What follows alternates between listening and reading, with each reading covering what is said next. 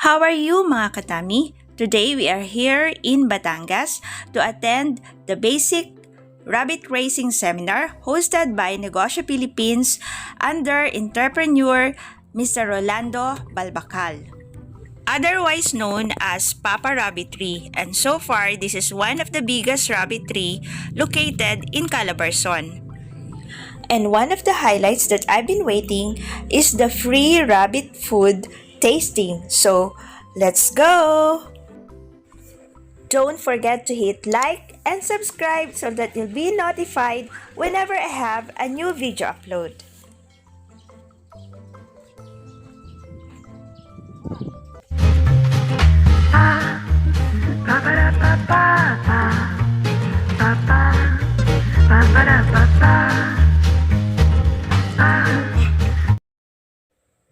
We are now heading to the main entrance of Pappa Rabbitry.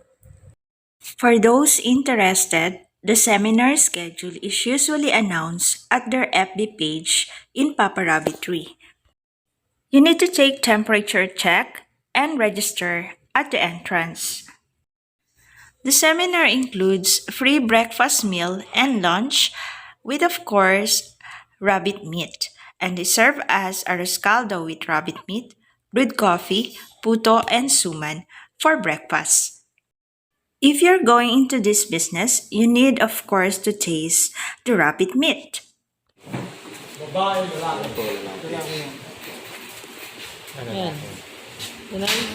Lalaki po. Okay. Asa po?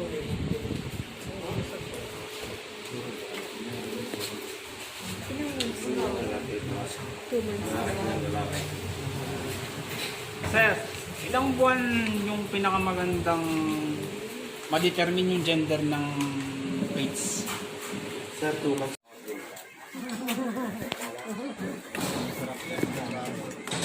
Alin yung rabbit? Ito ko. Sigurado mo yung rabbit ko. Tulingan naman. Manggang rabbit. Ito rabbit. Apo, yung tatlo pong yan. Ito pong tatlong to. Kaya. Ano to, caldereta? Caldereta ang rabbit. Caldereta, adobo sa gata. Inihaw. Inihaw na. Grabe. Adobo sa gata. Lagi na ako nakakain. Caldereta. Aside from the rabbit dishes, ginataang tulingan, Indian mango, and juice were also served.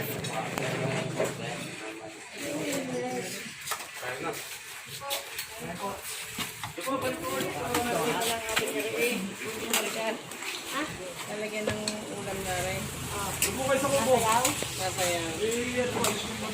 This is lechon rabbit, calderetang rabbit, and adobo sa gatang rabbit.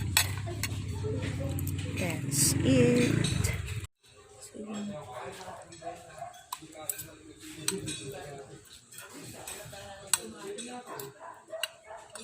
yung ano niya, texture niya parang sa manok din.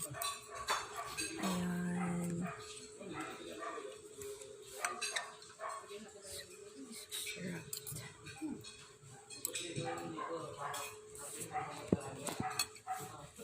The rabbit meat actually tastes like combination of chicken and pork, but the difference is that rabbit meat is indeed highly nutritious and it has less cholesterol and fat, and it is rich in protein and vitamins and minerals. Masarap siya. Kain tayo!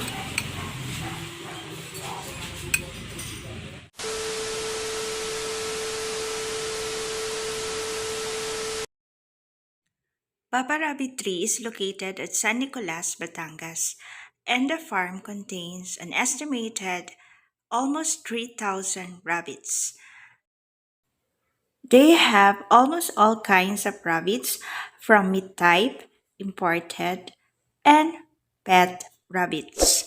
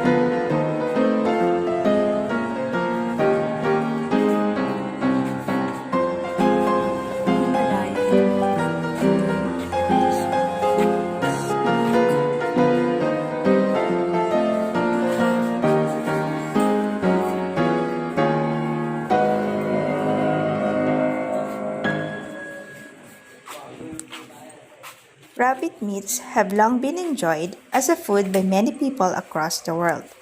But here in the Philippines, it is just starting, and the price of rabbit meat is a little bit expensive as of the moment.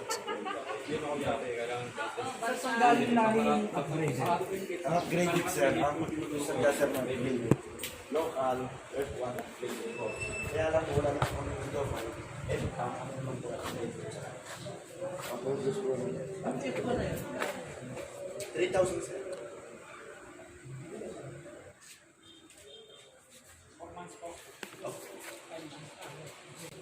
You see how big this farm is?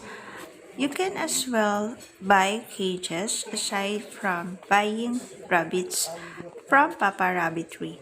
They also sell different kinds of feeds for the rabbit. Hi! How are you? Wow,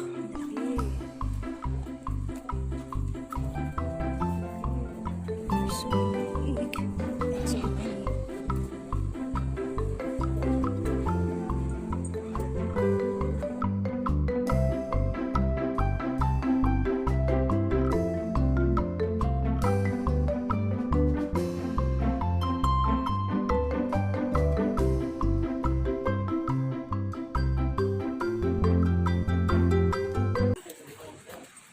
Oh no.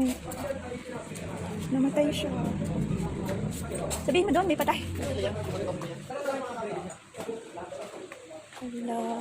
Oh no, nagtatay siya. Oh my gosh. Wawa.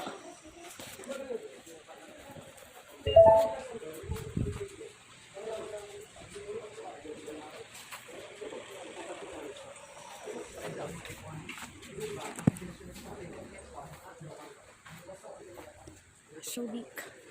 The farm is so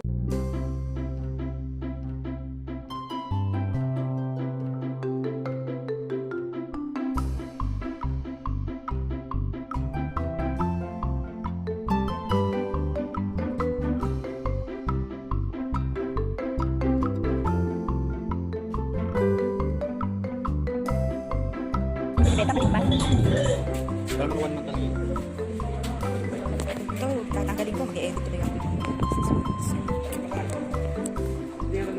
Nag-diarrhea.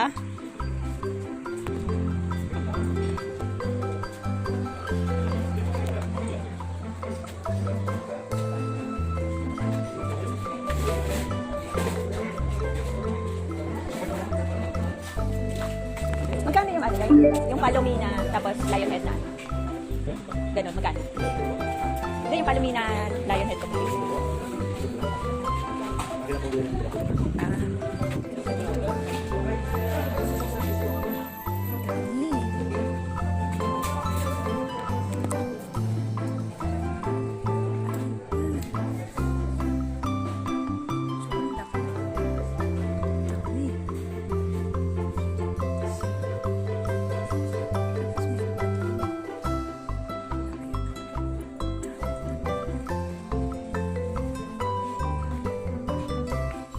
You can see each cages had their own feeders, and they have their own water hose, which are connected with the blue containers.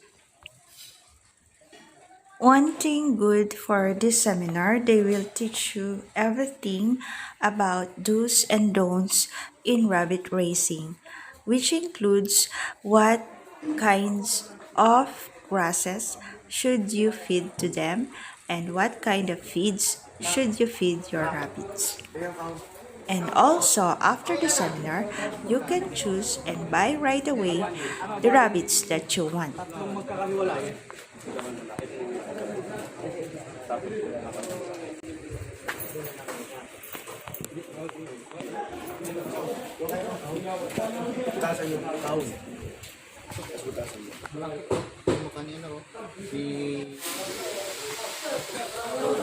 Hi. Oh, so cute. This rabbit is actually in a deep sleep. She is shaking because it's really very hot here in the Philippines.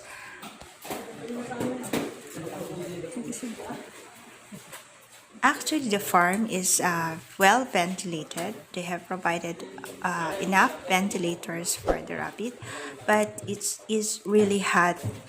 The temperature here in the Philippines is really hot as of this time.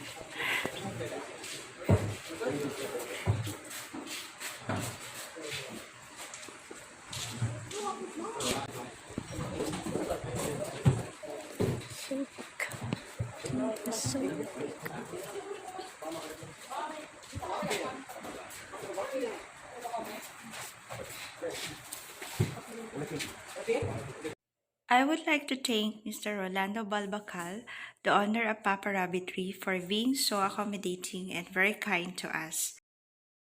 Thanks to everyone for joining us. For those interested, you can contact the following.